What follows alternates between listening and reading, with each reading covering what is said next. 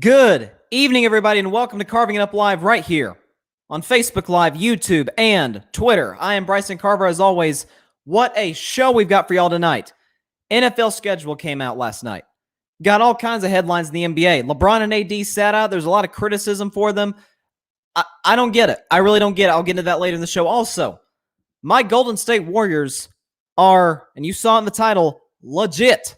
We are legit. We are a playoff threat. I'll explain why later on in the show. Also going to discuss a little bit more about the Patriots and the Tom Brady, reunion of sorts that we now know is coming on Sunday Night Football in Week 4 of the NFL season. But let's start with the schedules.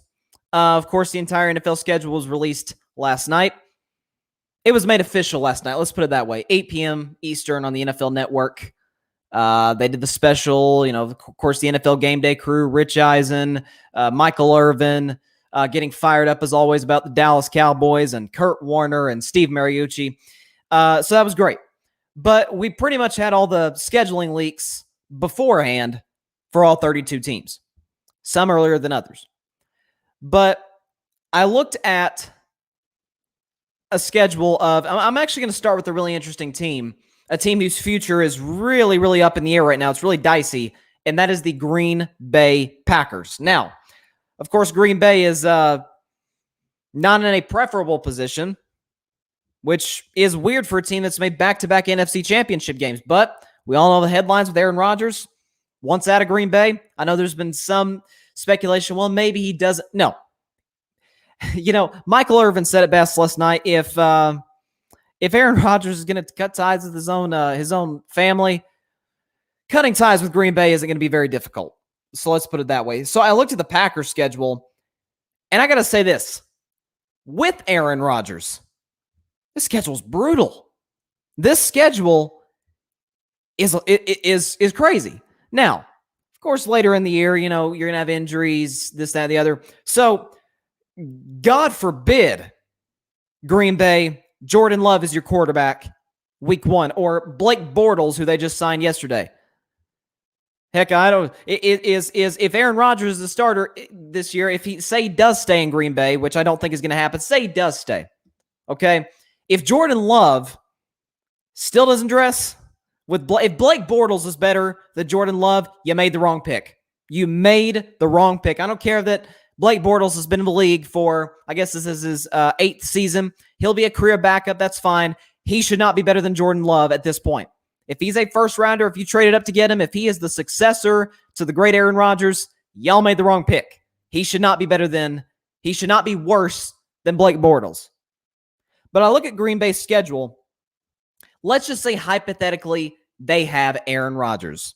Let's just hypothetically, let's say they have him. It's a tough schedule. So first of all, you start with the New Orleans Saints. The 425 would probably be America's Game of the Week on Fox. And that's a road game in New Orleans. Now, I know people are going to say New Orleans is going to take a step back. Now, the Saints are not going to win the division. Well, we all know that. The Saints are not going to win the division. Okay? Breeze retired. The Bucs are obviously going to be better this year than they were last year. The Saints aren't winning the division. I do believe the Saints will be a playoff team, though.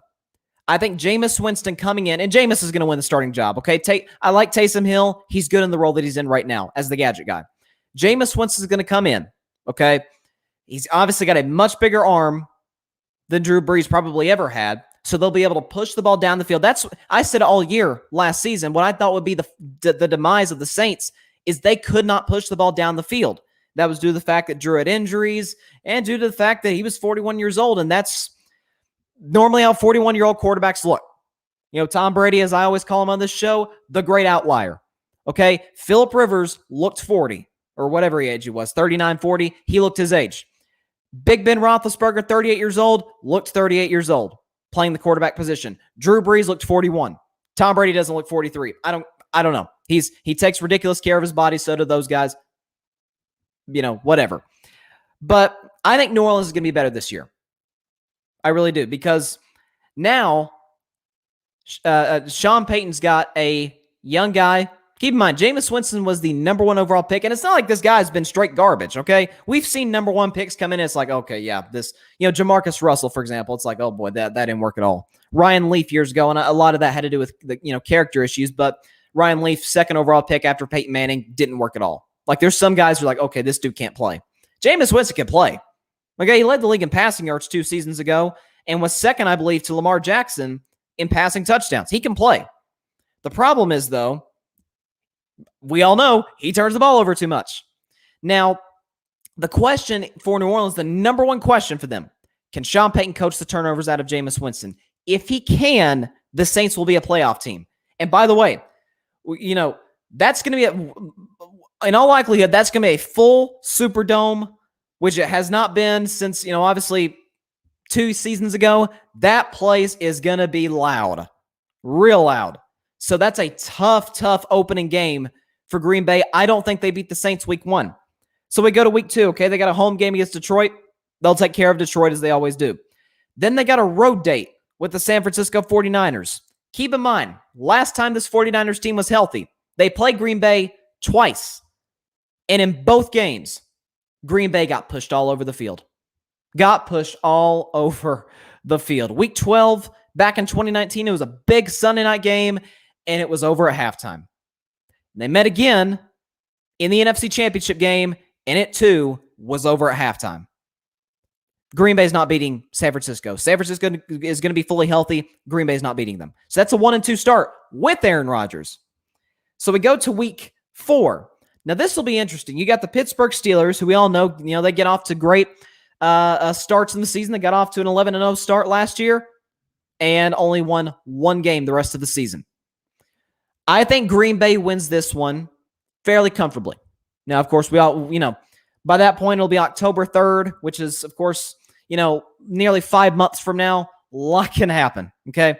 But I think Green Bay wins. They're at home. Now, if this was at Heinz Field, I don't know. We all know how Pittsburgh gets off to a hot start at the beginning of the NFL season. I think Green Bay wins in week 4 against Pittsburgh. That's a 2-2 start. Then they go on the road to Cincinnati. They'll take care of Cincinnati. Joe Burrow has absolutely nobody to protect him. Okay, then we go to week 6. They play the division rival Chicago Bears. This one's a toss-up. The question is, who's the Bears quarterback going to be? I think it's going to be Andy Dalton. I don't think Justin Fields will come in until the second half of the season. Even if he did play in this game, rookie quarterback, week 6, big division rivalry. I don't know if Justin Fields, as a rookie, could beat this Green Bay Packers team. I think the Packers win. Okay, they're 4-2. All is well. But then, week 7, they don't go to Washington. It's a home game against the Washington football team, who have a great defense, obviously a great defensive coach in Ron Rivera. And while I don't think Washington will win the division, I actually think Washington's going to place 3rd in the division. I think it's going to be the Cowboys win it, the Giants finish 2nd. I like the Giants more than I do Washington. Okay? But Washington, the one thing they have this year that they didn't have last year, and it's not, they don't have a franchise quarterback in Ryan Fitzpatrick, obviously. He's a career backup. He's a journeyman. But they have stability. So you won't have to worry about that if you're the Washington football team. And you darn sure don't have to worry about your defense. Look at what Chase Young, look at what Montez Sweat and those guys on that defensive line did for Washington last year. Okay? This defense is going to give Aaron Rodgers problems. Big problems. I don't think Green Bay beats Washington. Okay, so that makes them 4-3. We go to week 8. It's a big Thursday night game, short week, Arizona Cardinals, and it's a road game. So this is their 3rd road game in their last 4. They don't beat Arizona. Arizona's got a great pass rush. Green Bay's offensive line isn't as good as it was last year. You got Chandler Jones. J.J. Watt just came into Arizona. I think DeAndre Hopkins will abuse Green Bay's secondary. Green Bay will lose that game to the Cardinals on the road on a Thursday night. That drops them to 4-4, okay? So then they go to week 9. Big game. Afternoon game. Prime time. Well, not prime time, but it's a big afternoon game. I believe this game will be on Fox. They play the Kansas City Chiefs, the defending AFC champions. Kansas City's offensive line got better even after losing their 2 tackles in the Super Bowl and in the offseason. They got better on that. I mean, they just reloaded their offensive line. Pat Mahomes is going to be Pat Mahomes. Andy Reid's going to be Andy Reid.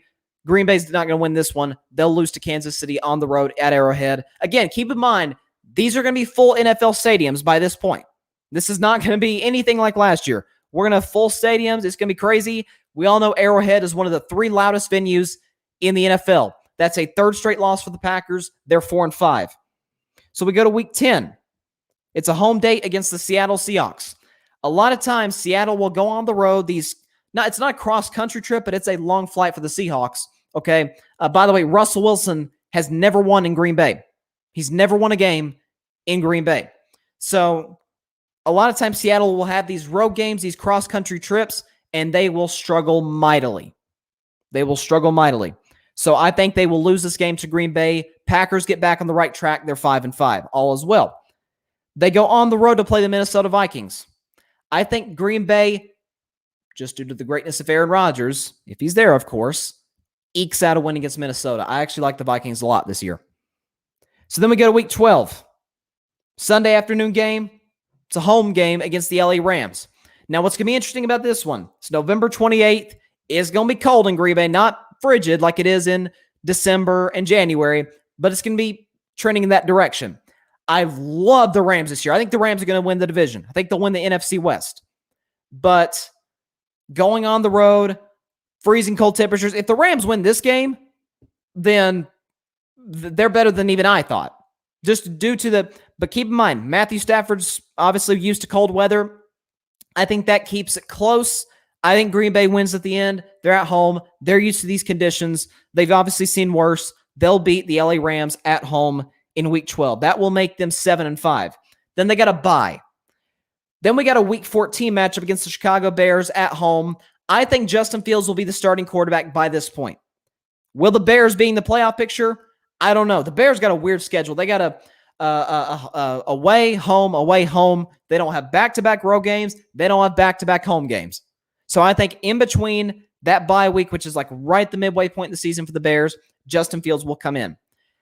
It's at Lambeau. That's a lot to ask for your rookie quarterback, and I like Justin Fields a lot. That is a lot to ask your rookie quarterback to have to overcome.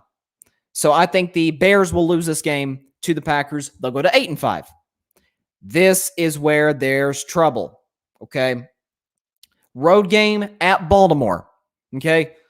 We all know how tough of a place Baltimore is to play. Lamar Jackson's won like 75% of his games in the regular season. Again, this is a big this is going to be probably the biggest 1:00 game of the season for the Baltimore Ravens, for the Green Bay Packers. Green Bay loses to a more physical Baltimore Ravens team that drops into 8-6. Then they got a big Christmas Day afternoon game against the Cleveland Browns. Now, I think Cleveland and Baltimore are going to go head-to-head for the division. I don't think Pittsburgh's going to make the playoffs, and Cincinnati absolutely isn't ready yet. It's going to be Baltimore or Cleveland competing for that division. Cleveland's roster is stacked. I think Baker will get better this year. I think the continuity, the being comfortable in the Kevin Stefanski offense will help him a lot. I think Cleveland goes on the road to Green Bay, beats the Packers. That's what I think is going to happen. That'll drop the Packers to 8-7. But then they got a home game against Minnesota and a road game against Detroit to finish.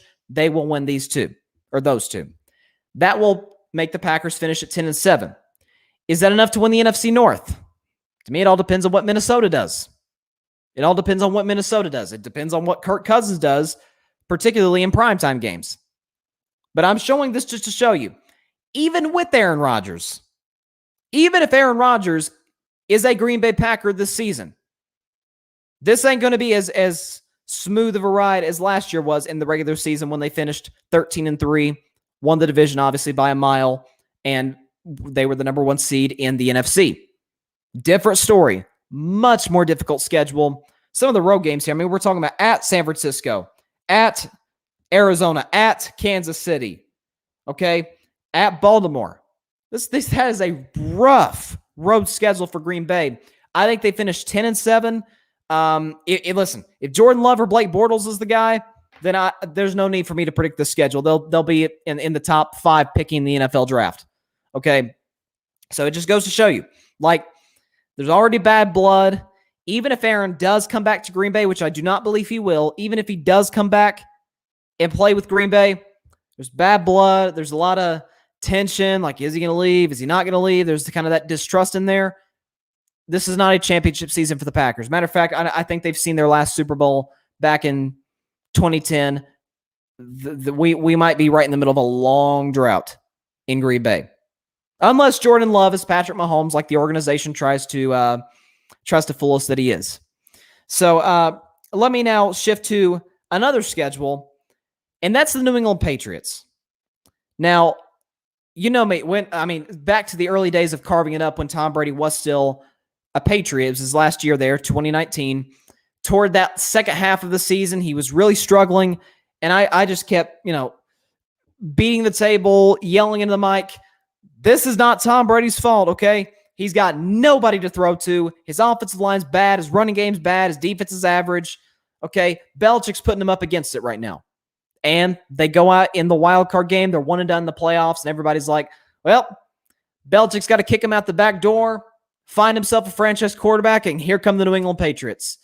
And lo and behold, as I predicted, the Tampa Bay Buccaneers add Tom Brady. He actually has weapons and a defense and a running game. He actually has the help that he needed. And what do you know? The man won the Super Bowl. And the Patriots went 7-9. With Cam Newton, by the way.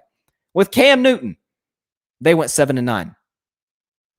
So, but I looked at New England's schedule, and listen, clearly they got better in the offseason. There's no doubt about it. New England got better in the offseason. But I look at the Patriots' schedule today. It's not bad. Like, it really ain't that bad. Okay, so they start on the road. Let me make sure of this. Yes, they do start on the road against the New York Jets. They start at home against the Miami Dolphins, okay? This is going to be a big one for Tua. It's week 1. Do Dolphins players buy into Tua? I don't know. We've heard conflicting reports about what they think of him. Obviously, I liked Tua a lot coming out of the draft last year. I actually said if he's healthy, he'll be the best quarterback coming out in 2020. If he's not, it'll be Justin Herbert. Well, Justin Herbert, we see what he's doing in LA. And Joe Burrow looks like he's proven to be better than Tua, which I didn't think would happen. But through 1 year, that appears to be the case. This is a big one for Tua Tagovailoa. Okay? It's on the road in New England. Miami had another good draft. So, as obviously Patriots have a great defense. So this is for Tua. It's like, okay, we've got your defense. Okay, we've gotten you some help. We got you Jalen Waddle, guy you're comfortable with from Alabama. Offensive line is pretty good. Upgraded a little bit. We've got good pass catchers. It's on you. I think New England will win this game. We all know it's one of the most famous statistics, one of the most famous Belichick defensive statistics out there is that he feasts on young quarterbacks. First or second year, even third year quarterbacks. Well, Tua's in his second year. I think the Dolphins are actually a playoff team this year. They might actually compete for the division, but I think they'll lose this game against the New England Patriots. Then New England goes on the road to East Rutherford, New Jersey to play the New York Jets. Zach Wilson, rookie. Belichick will take care of him. 2-0. Then we go to week 3. This is a home date against the New Orleans Saints. I think, keep in mind, New England typically struggles in September. That is always, they're always 2-2. Best case scenario, 3-1, which is, listen, we'd all take 3-1, I think, at the end of the day for our teams. Belichick usually goes like 2-2 in September and loses like 1 game or 2 games the rest of the year. Now, keep in mind, that's with Tom Brady. But that philosophy is still the same, that in September, Belichick likes to experiment. Josh McDaniels likes to experiment, with what they're working with, what they got in their roster. You say, well, why don't they do it in the preseason? Well, obviously, again, with Brady, it worked for them. I think they'll lose to the Saints at home. They'll drop to 2-1. Then the game we're all looking forward to. A game which I saw a couple hours before I came on this show, that the starting ticket price, listen to this, the starting ticket price for Bucks Patriots in New England is almost $1,200,000. So there you go. By the way, little side note here, Tom Brady could break Drew Brees' passing record passing yards record in Foxborough. How cool would that be? How interesting would that be? So you have that on the table. You have the fact that history could be made. More history, I should say, could be made with Tom Brady. You got, some argue the greatest coach ever. I don't buy into that in the slightest. Some argue the greatest coach ever in Belichick against undoubtedly the greatest quarterback ever in Brady, matching up for the first time in Brady's old stomping grounds. Okay, so this will be must-see TV, Sunday Night Football, NBC, Al Michaels, Chris Collinsworth, Michelle Tafoya. It'll be a big spectacle, especially for a Week 4 regular season game in October, in early October.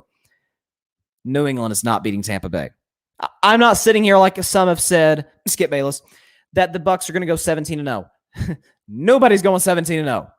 Nobody's going 17-0.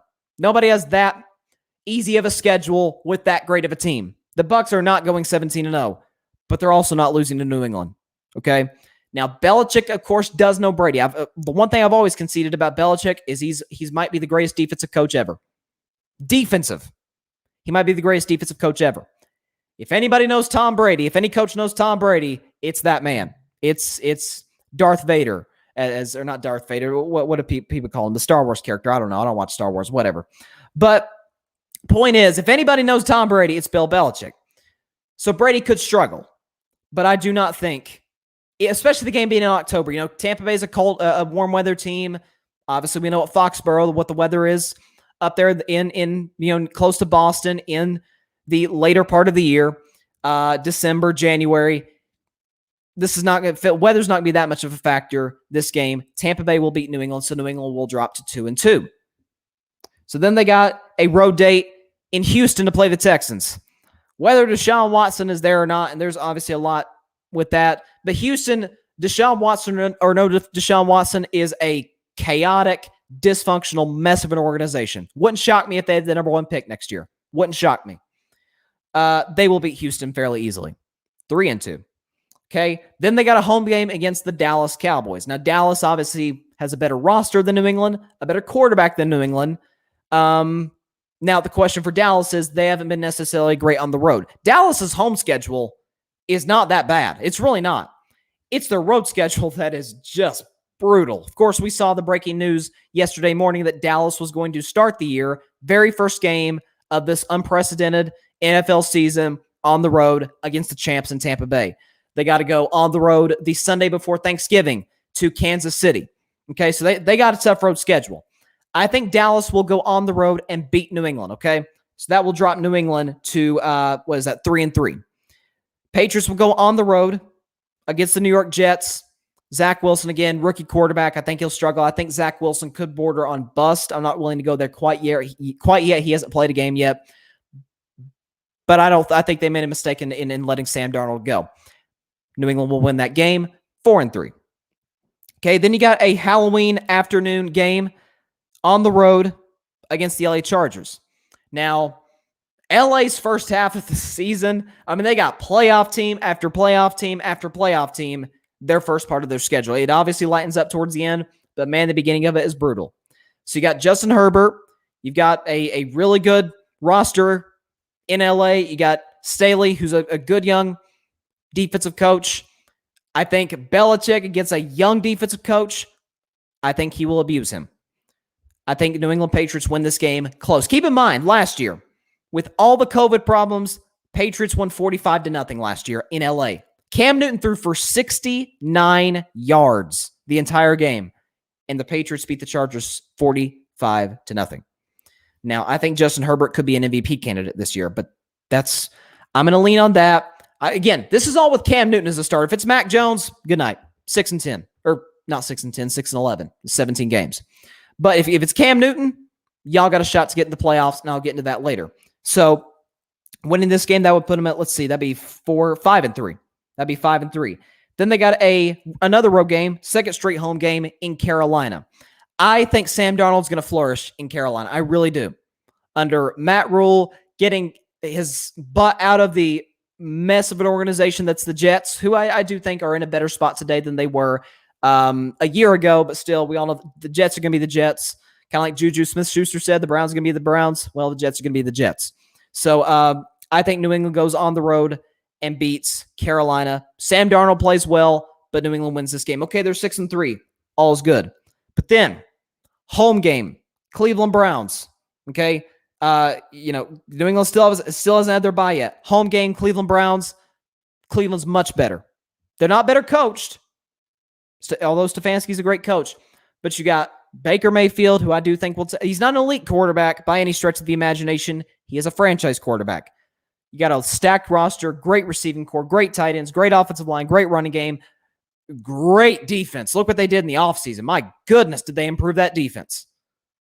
Okay, Cleveland. I think Cleveland's going to win the AFC North this year.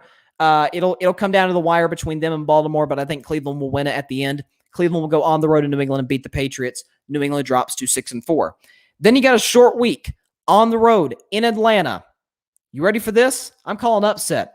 Falcons, who are not a playoff team this year, will beat New England. I don't care how good the Patriots defense is. We're talking about an offense that's got Matt Ryan, Julio Jones, Kyle Pitts, who I think is going to be special at tight end. I've said that since before the draft. I think he's going to be a superstar. And Calvin Ridley. Try stopping that offense. On the road, short week, Thursday Night Football. Okay, I highly doubt New England can get it done. They'll fall to Atlanta 6-5. So then they got a home game against the Tennessee Titans. Now, what's funny about this, Tennessee has actually had their way with New England. Mike Vrabel, very familiar with the Patriot way, if you will. Okay, Derrick Henry has had some of his best games against the New England Patriots. And by the way, Tennessee hasn't just beaten New England, they've pushed them all over the field. Okay, so you have that in the picture. I think New England will win this game at home close to Tennessee. They're 7-5. This is, by the way, let me make sure. Yes. So then they got a game against the Buffalo Bills. Okay, it's a Monday Night Football game. It's on the road. I think Buffalo is easily the second best team in the AFC. Buffalo will win that division, no question about it. New England will lose to Buffalo. That will drop them to, let's see, that'd be 8-6. Let me make sure. 8-6. I've lost track. Let's see, 3-3 against Dallas, 4-3, 5-3, 6-3, 6-4, 6. Okay, that would put New England at 8-5. 8-5. Okay. So then they got either a Saturday game or a Sunday game, likely a Saturday game against the Indianapolis Colts. Now, here's the thing about the Colts, and I said this about 3 months ago when they made the Carson Wentz trade. I have been as critical of Carson Wentz as anybody. Okay, I think he is. If you're going to judge him based on the fact that he was the second overall pick, he's been a bust. He has. He was disastrous with the Philadelphia Eagles his last 2 years there. It was bad. But I do believe he is an upgrade over what they had at quarterback last year. Number one, he's obviously more talented than Phillip Rivers. Secondly, when did Carson Wentz have his best year? Under Frank Reich, who was the offensive coordinator back in 2017 with the Philadelphia Eagles. Of course, we all know he's going into his fourth year in Indianapolis as the head coach. He's got Carson Wentz in there. He's familiar with that system. Okay, I think the Colts are going to win that division this year and possibly win a playoff game. New England's not beating Indianapolis. On the road, second straight home game, or road game, I should say. On a bye, I get it. They're not beating Indianapolis. That will drop New England. Let's see, that'll be it to 8-6. So then we got a home game against Buffalo. I again think Buffalo sweeps New England. I think Buffalo sweeps New England. New England drops to 8-7. Then they got a home game against the Jacksonville Jaguars, who, of course, by this point, it doesn't matter if they have Trevor Lawrence and the great Tim Tebow, but Jacksonville's not going to be a playoff team. That's pretty obvious. They'll be out of the playoffs by this point. I would assume they'll probably be tanking possibly for a higher pick, try and put some help around Trevor Lawrence. New England will win that game against Jacksonville easily.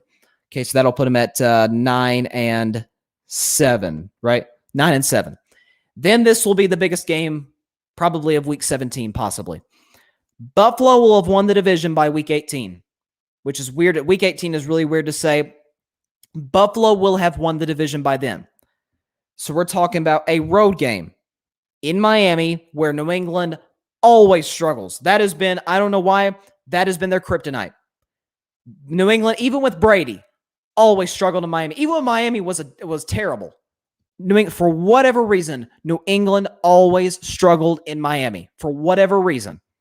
I don't know if it's their, it's obviously they play in a cold weather environment, and then they come to sunny Miami in December, January. It's a weird field of the change in climate, 30, 40 degree difference, but it is what it is. They'll go on the road in Miami. This could very well be flexed to a 4:25 kickoff, or even after 8 o'clock kickoff. This will be for the last playoff spot. Okay, I could see New England and Miami having around a 9-7, 10-6 record going into this game. So this game will decide who moves on to the playoffs, because Buffalo will have already won the division by this point. I think New England falls to Miami. 9-8, they're out of the playoffs. I'm sorry. They struggled at the end of the year. Tom Brady, they go 12-4. He had nobody to throw to. He goes to Tampa Bay, wins the Super Bowl. New England with Cam Newton. Went 7-9. So listen, if Jonnu Smith and Hunter Henry, two guys I really like, and Kendrick Bourne, which I guess they think Kendrick Bourne's going to be the next Randy Moss, I guess. If those guys are going to change your franchise, then God bless you. Good on you. But come on, man. This is not Kyle Pitts. This, better said, this is not Gronk coming back. This is not Tom Brady coming back. It's not. So New England will miss the playoffs. 9-8, they will miss the playoffs. So there you go. If any of y'all want to chime in, comment section, it's wide open. If you guys want me to predict your team schedule, I'm down with it. Got about 25, 30 minutes left in the show. So, make it happen while I'm still here. But I'm going to shift to the NBA now, to my Golden State Warriors. I am here to announce to the podcasting world, specifically the sports podcasting world, that it is time to fear the Golden State Warriors in the postseason. Oh, Bryson, you're just being a biased Golden State fan. You're just a Steph Curry fan. But oh, no. Some of this has nothing to do with Steph Curry. So you say, well, Golden State's only won 4 straight games. They'll be the 8th seed in the play-in. Okay, yada, yada, yada. No. So they won in their 4-game winning streak. They won 2 back-to-back games against OKC fairly easily. OKC's terrible. They're tanking. Of course, Golden State's going to win those. Of course. But the Dubs had a back-to-back against the 1 seed, Utah Jazz, and against the 2 seed, a team I like more than Utah, the Phoenix Suns. Steph Curry shot 3 for 13 from three-point range against the Utah Jazz. Jordan Clarkson off the bench, who's no doubt the 6th man of the year, went off for 41 points. And Golden State still beat Utah. Very impressive win. But then we go to Tuesday night, the other night, against the Phoenix Suns. Okay? Phoenix builds a 16-point lead in that first half. Okay? Steph makes 1 3 the entire game. I think he shot like 1 for 11, 1 for 12. He was not good shooting the basketball. Golden State down 16 with Chris Paul on the floor, Devin Booker, DeAndre Ayton, who I hear these days is more valuable than Chris Paul. I don't know. I guess he's the MVP. With that big 3 in Phoenix, Golden State, with Steph shooting poorly from 3, one of his worst 3-point shooting games of his career, beats Phoenix by 6. 22-point turnaround from the first half when they were down 16. It is time to fear Golden State. This is a team that can win a playoff series. They are not a championship team. But keep this in mind.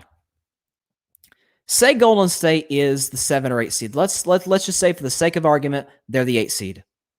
With the current playoff standings, Golden State would face the Utah Jazz. Now, Mike Conley's not going to be 100% healthy.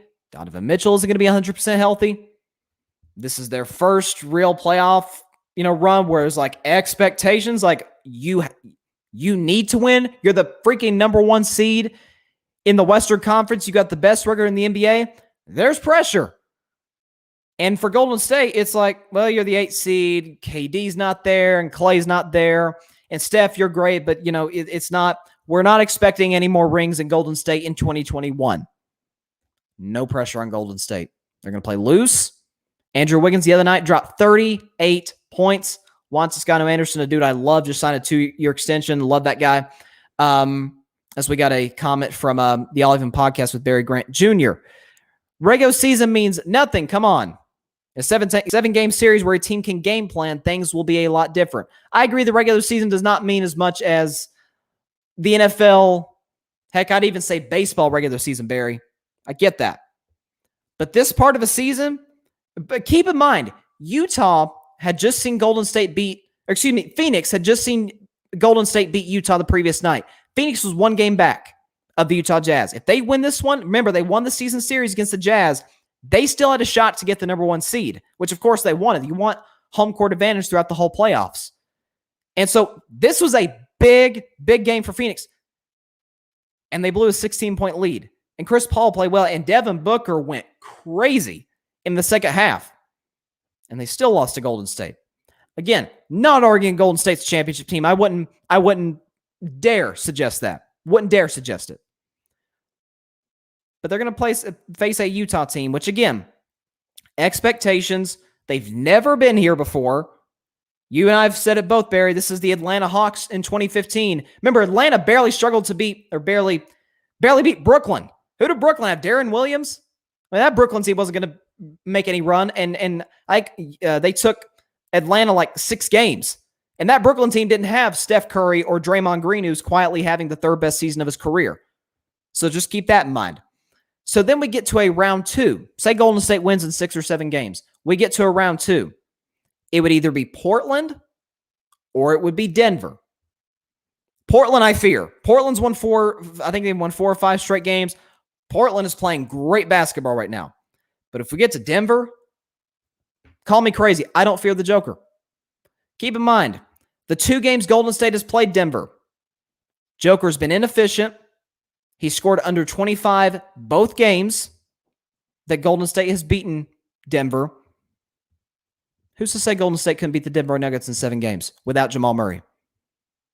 Now, if we get to a Western Conference Finals, by that point, we're talking Clippers or Lakers. That's probably a sweep. I'm a Golden State fan. That's probably a sweep. Golden State's not surviving with the Clippers, and they're not surviving with the Lakers. They're just not. And I'll get to the Lakers and specifically LeBron and AD in just a second. They're not surviving that team in a 7-game series.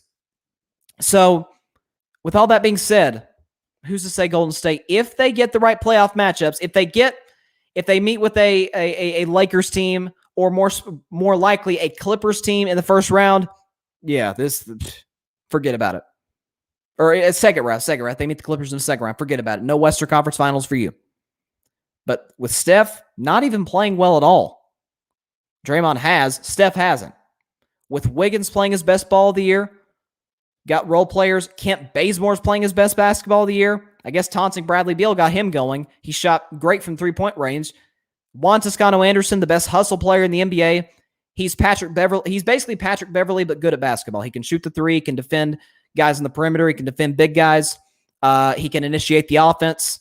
You got Kevon Looney, who's averaged double-digit rebounds over the last 4 games.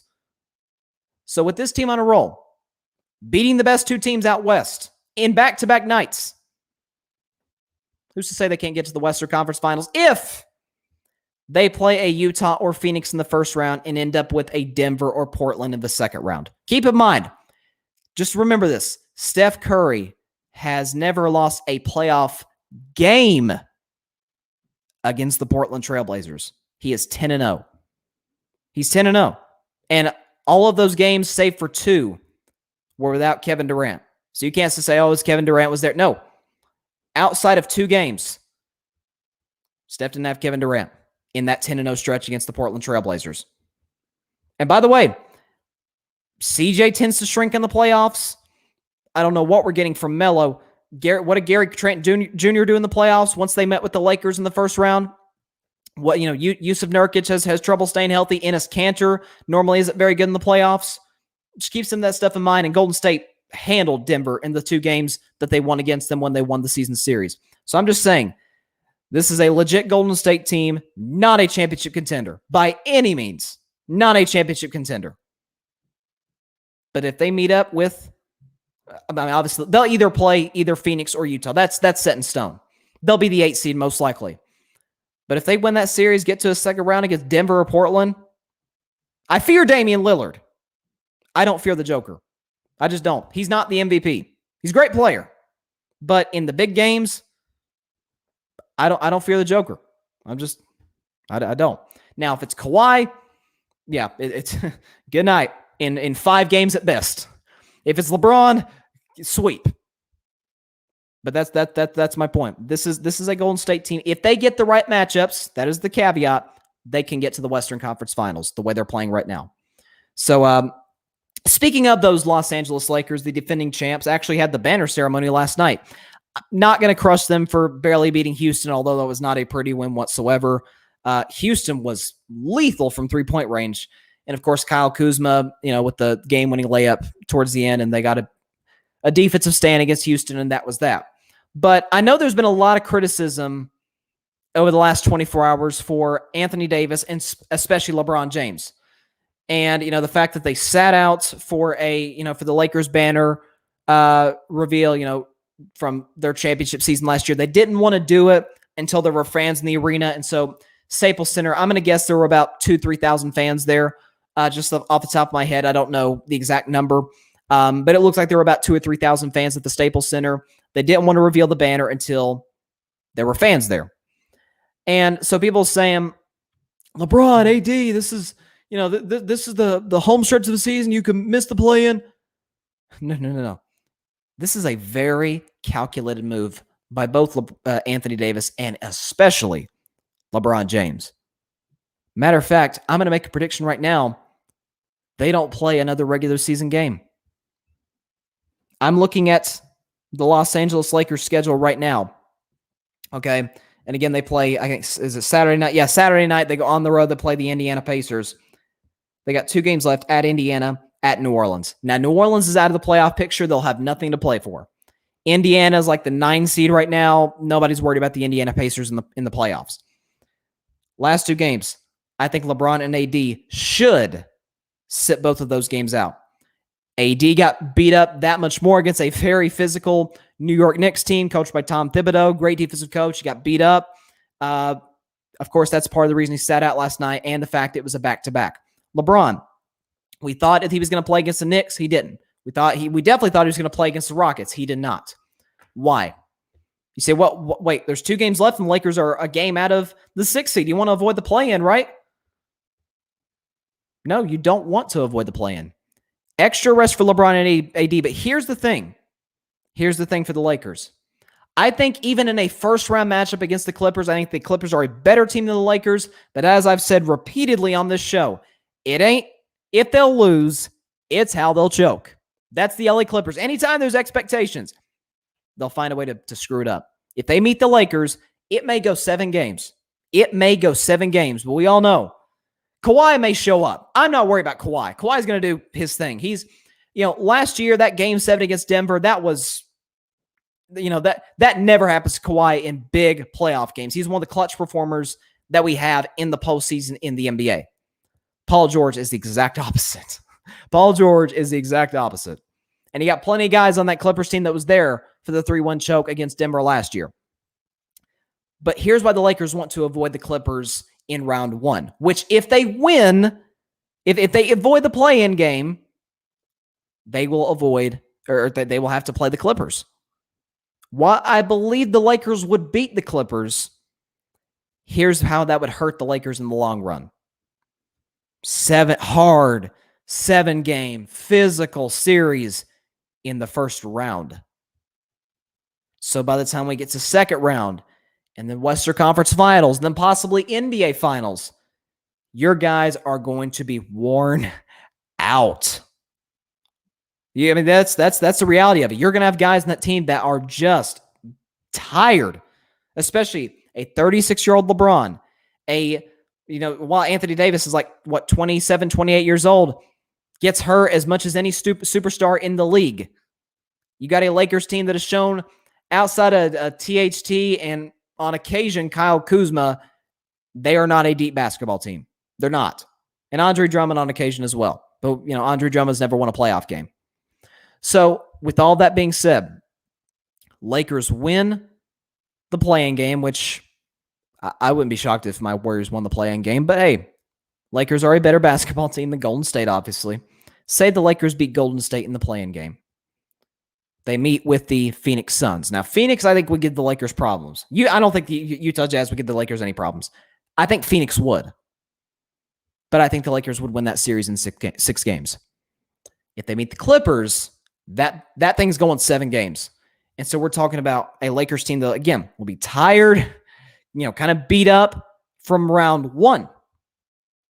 You don't want to get tired in round 1. By the way, Golden State, speaking as a Warriors fan, back 2019, this is when Golden State had Steph, Durant, Clay, Draymond, Iggy, Livingston. Like, they had the whole squad. They were the 1 seed. And they played a scrappy, tough, physical Los Angeles Clippers team in the first round. And while Golden State won that series, and there was never a doubt Golden State would win the series, boy, the Clippers beat them up, right? They took it. They pushed it 6 games. They beat them twice at Oracle Arena. They gave Golden State problems in the first round.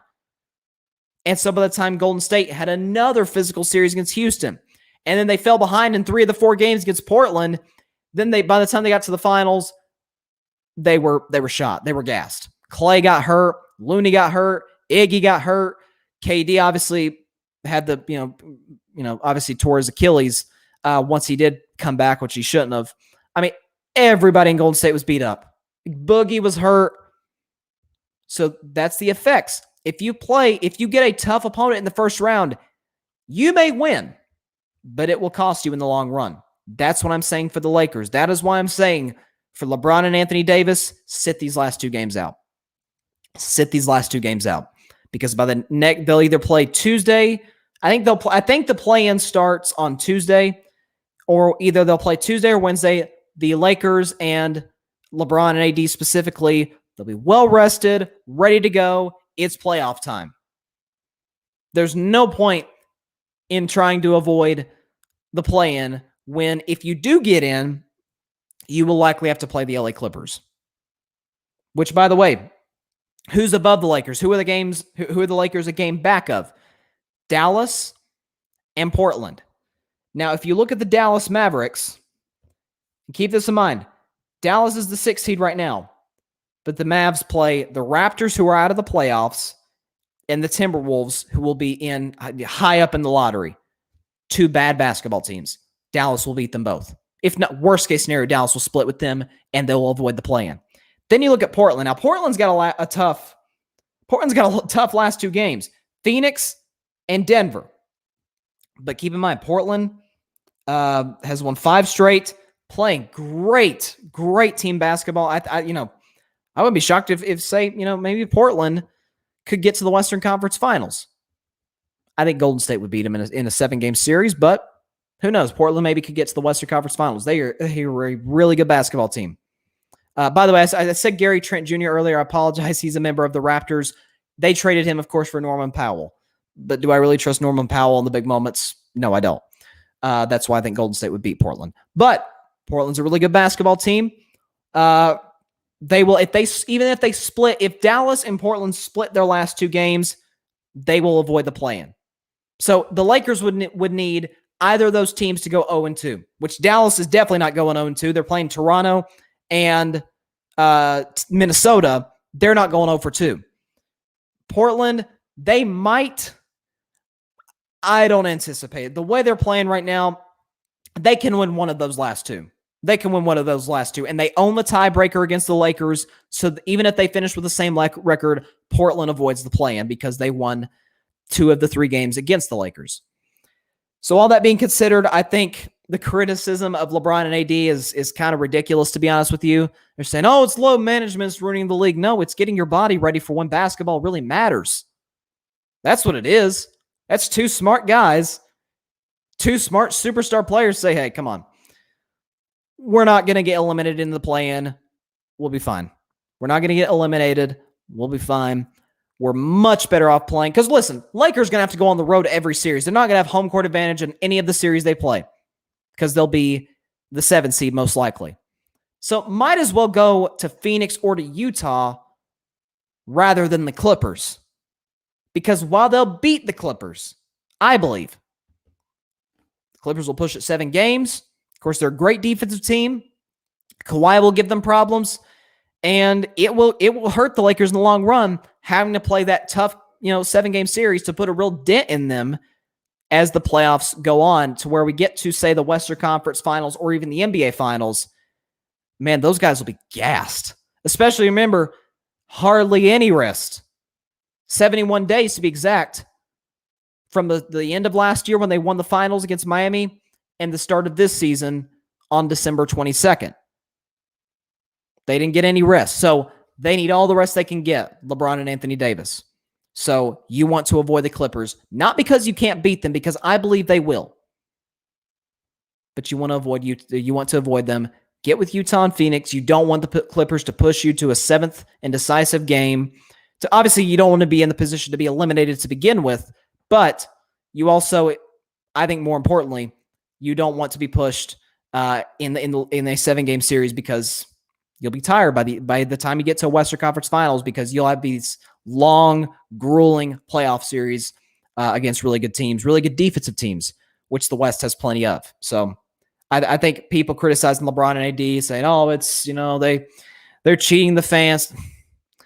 Let me ask you a question. Would you rather LeBron and AD had the best game of their career against the lowly Houston Rockets, the worst team in basketball, or would you rather them rest even these last 2 against Indiana and New Orleans and get ready for when basketball really matters, the playoffs, which they're looking for back-to-back championships? I would take the championship. That's just me. So that is all the time we have for today's show. Can't wait for tomorrow's show. I'm sure we'll talk more about the NFL schedule, more about the NBA. The season's got like 3-4 days left, and then we'll have the play-in, which I'll talk all about on next Monday's show. So looking forward to that. Looking forward to tomorrow's show. As always, 6 p.m. Eastern, 3 p.m. Pacific time on Facebook Live, YouTube, and Twitter. Hope everybody has a great evening. Please continue to stay safe. God bless you all, and peace out.